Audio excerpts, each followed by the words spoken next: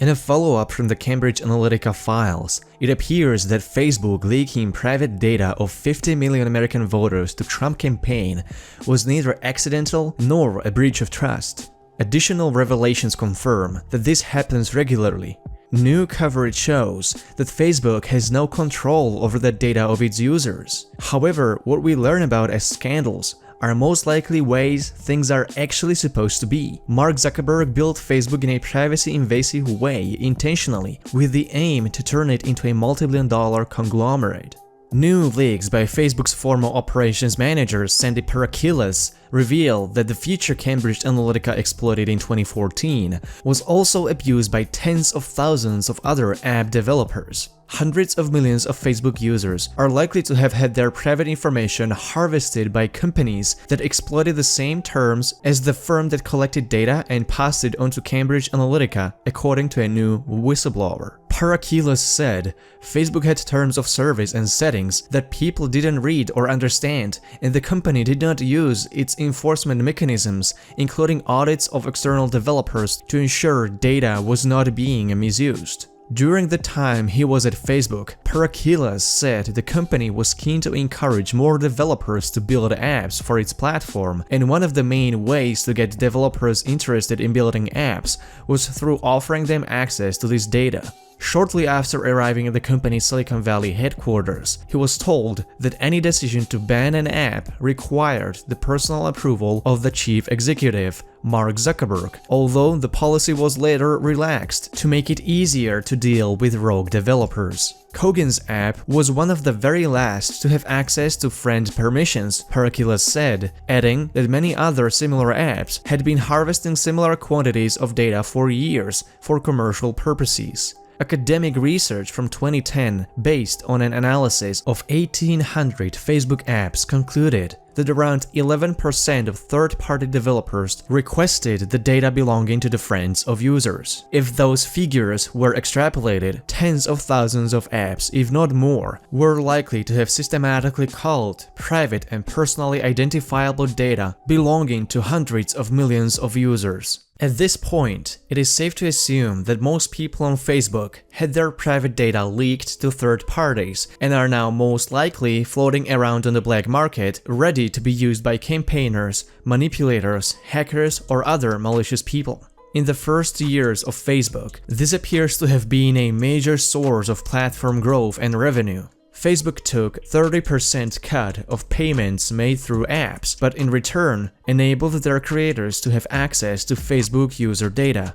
Advertisers have been willing to go great lengths to acquire personal and private information of Facebook users. Most people outside of the industry, however, are oblivious to the fact how effective an advertising or a political campaign can be when they hold millions of profiles with private information. Parakilas estimates that a majority of Facebook users could have had their data harvested by app developers without their knowledge. The company now has stricter protocols around the degree of access third parties have to data. In the fallout, Facebook behaves exactly like any other major tech company that holds user private data. They're incentivized to do as little as possible, because as long as they can argue they didn't know about breaches or leaks of user data, they can get away with it easily. This is precisely what Mark Zuckerberg and Alexander Nix, the CEO of Cambridge Analytica, argue, that they didn't know data were leaked or acquired improperly. They both blame Alexander Kogan, just some little guy at the bottom of the corporate food chain who was hired by Wiley and Nix to do exactly what happened. So why did Facebook all of a sudden terminated a feature that attracted a lot of developers on the platform and made overall user experience with Facebook rich with content? Parakilas said he was unsure why Facebook stopped allowing developers to access friends' data around mid-2014, roughly 2 years after he left the company. However, he said he believed one reason may have been that Facebook executives were becoming aware that some of the largest apps were acquiring enormous troves of valuable data. He recalled conversations with executives who were nervous about the commercial value of data being passed to other companies.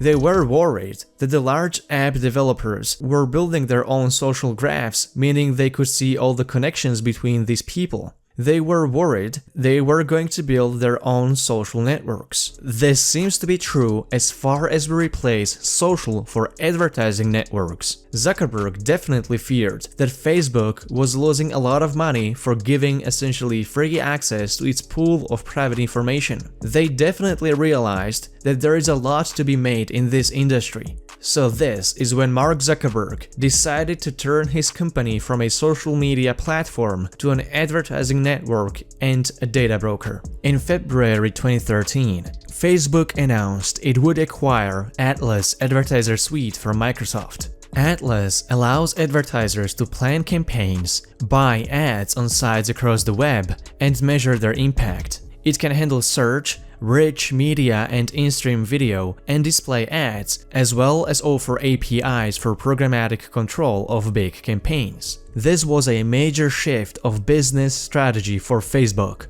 Launching an advertising network like Atlas could help Facebook get ahead of Google in online advertising, so offering app developers direct access to its pool of user data was directly counterproductive to the new strategy of creating their own ad network. Any of those developers could acquire Facebook data and sell them to the advertisers or launch their own ad networks. This was how Facebook could eliminate their competition. Facebook describes its approach as people-based marketing, where advertisers can follow users across devices. Presumably, that means Atlas can tell advertisers if someone saw their ad on, say, their smartphone and then made a purchase from their laptop or vice versa. The blog post doesn't go into much detail about how Facebook is doing this, but the journal reported that the platform will be linking users' ad interactions to their Facebook accounts, not just on Facebook itself, but on other websites and apps.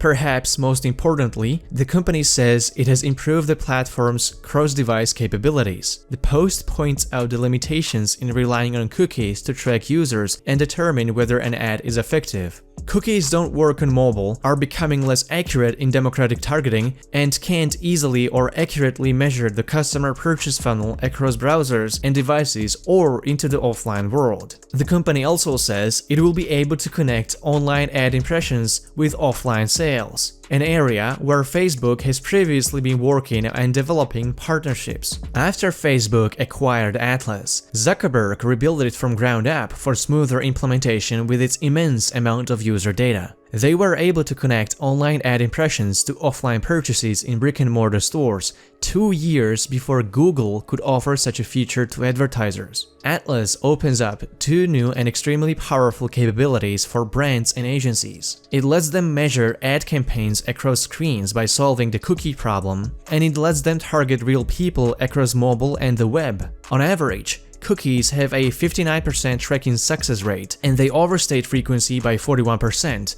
according to executives on an Atlas launch panel at Advertising Week. What's worse, as the internet shifts to mobile, cookies fail to connect users across devices and do nothing to solve the challenge of mobile conversion tracking. According to Eric Johnson, managing director at Atlas, 41% of all purchases start on one device and move to another, typically moving smaller to larger, phone to tablet or laptop. It uses Facebook's persistent ID rather than a cookie, allowing Atlas to measure user activity on mobile and desktop, including mobile conversion and desktop conversion tracking. Atlas also enables media mix modeling, helping advertisers understand how to allocate their budgets across devices. This may have the most impact we've seen in years for solving cross-device reporting and cross-channel issues, dramatically opening up the mobile market. Facebook's strategy to integrate Atlas into its data advertising network was appraised by advertisers and data brokers in 2014.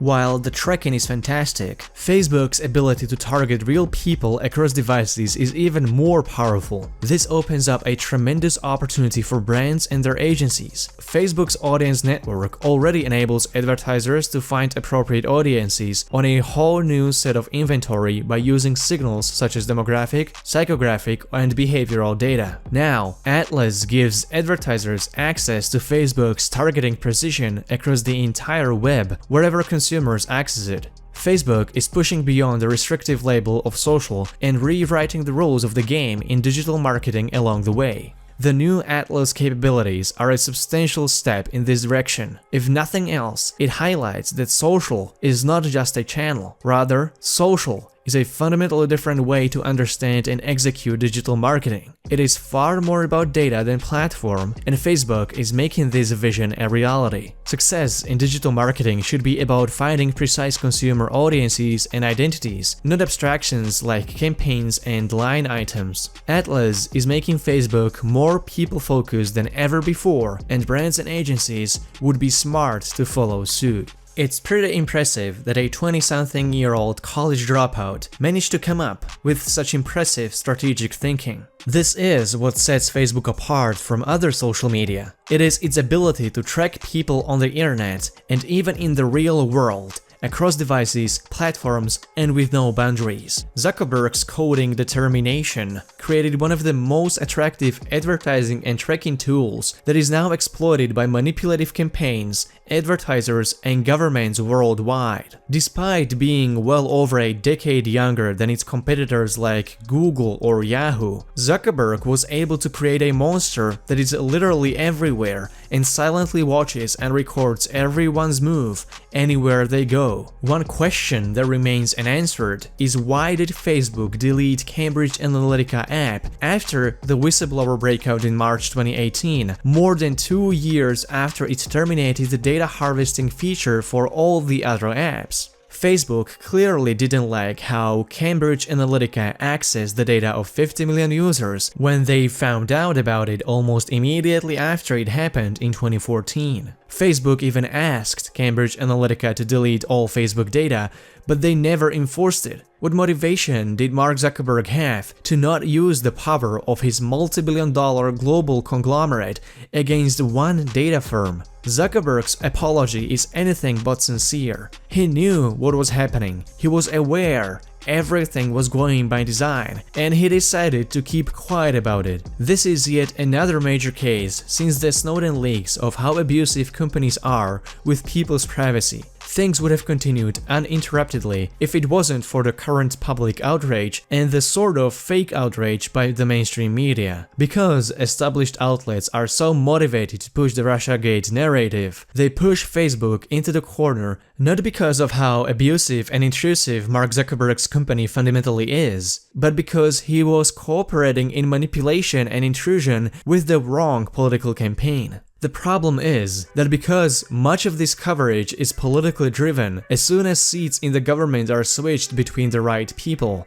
the outrage will fade out, and Facebook with its advertising and campaign partners like Cambridge Analytica will resume their intended strategy. This is where Channel 4 News' otherwise excellent coverage loses a lot of its credibility. They shouldn't have used this scandal to give Hillary Clinton a platform to portray herself as a scapegoat. And insiders rigged the system, and Bernie never had a chance. More corruption. Directly targeting Bernie Sanders supporters to discourage them from voting for her. There was a new kind of campaign that was being run on the other side that nobody had ever faced before. Because it wasn't just all about me, it was how to suppress voters who were inclined to vote for me.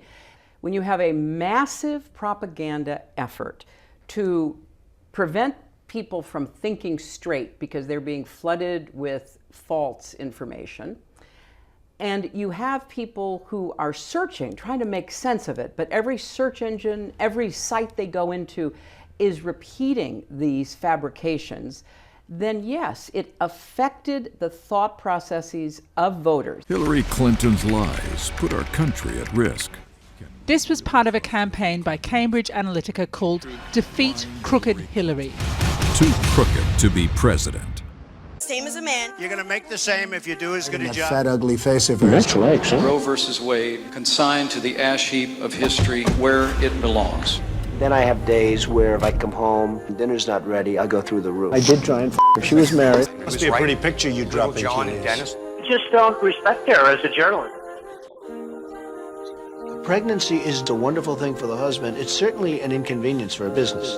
The look obviously matters. Like you wouldn't have your job if you weren't beautiful. It's very I sad. moved on her like a bitch, but I couldn't get there. And she was married. Big phony tits and everything. She's totally changed. So Facebook, 2012 election. had the ability for people to opt in. The Obama campaign rocked this, right? We got people to opt in, and the privacy policies at that time on Facebook were that if they opted in, they could tell us who all their friends were. Okay, so they told us who all their friends were. The Obama campaign just did this in a digital level, on a much larger level, but we were actually able to ingest the entire social network of the US. That's on Facebook, which is most people. Hillary Clinton is just as a puppet of her campaign team, Wall Street, military-industrial complex, and oil lobbyists and donors. She had all media, economic, and political establishment on her side, and her campaign team rigged Democratic Party primaries against Bernie Sanders. If anyone deserved a voice, it should have been Bernie, because he was the one that tried to win the argument through reason and not manipulation and emotion. It's no good fighting an election campaign on the facts, because actually it's all about emotion. The big mistake political parties make is that they attempt to win the argument rather than locating the emotional center of the issue or the concern and speaking directly to that. He stood up for working families and for principle, opposing the Iraq War, supporting veterans. Now he's taking on Wall Street and a corrupt political system, funded by over 1 million contributions, tackling climate change to create clean energy jobs, fighting for living wages, equal pay, and tuition-free public colleges. People are sick and tired of establishment politics, and they want real change. I'm getting ready to do something too. I'm running for president. Americans have fought their way back from tough economic times, but the deck is still stacked in favor of those at the top. Everyday Americans need a champion, and I want to be that champion. So you can do more than just get by. You can get ahead and stay ahead, because when families are strong, America is strong. So I'm hitting the road to earn your vote, because it's your time, and I hope you'll join me on this journey.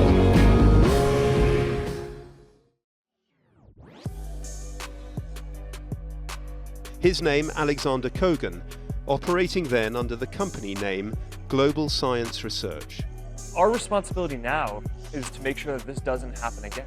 And there are a few basic things that I think we need to do to ensure that. One is making sure that developers like Alexander Kogan, who got access to a lot of information and then improperly used it, just don't get access to as much information going forward.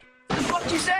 Alexander Kogan. So you knew Cambridge Analytica was behind the leak. You knew they were going to use the data for a political campaign in 2014, and you could have stopped it, yet you decided to do nothing. You know the ones who created Cambridge Analytica monstrosity are Christopher Wiley and Alexander Nix. And you dare to blame this nerd? I mean, sure, he should have exhibited some level of ethical codex, since he was an academic at the time. But since when do we blame soldiers for being sent to wars declared by their commanders?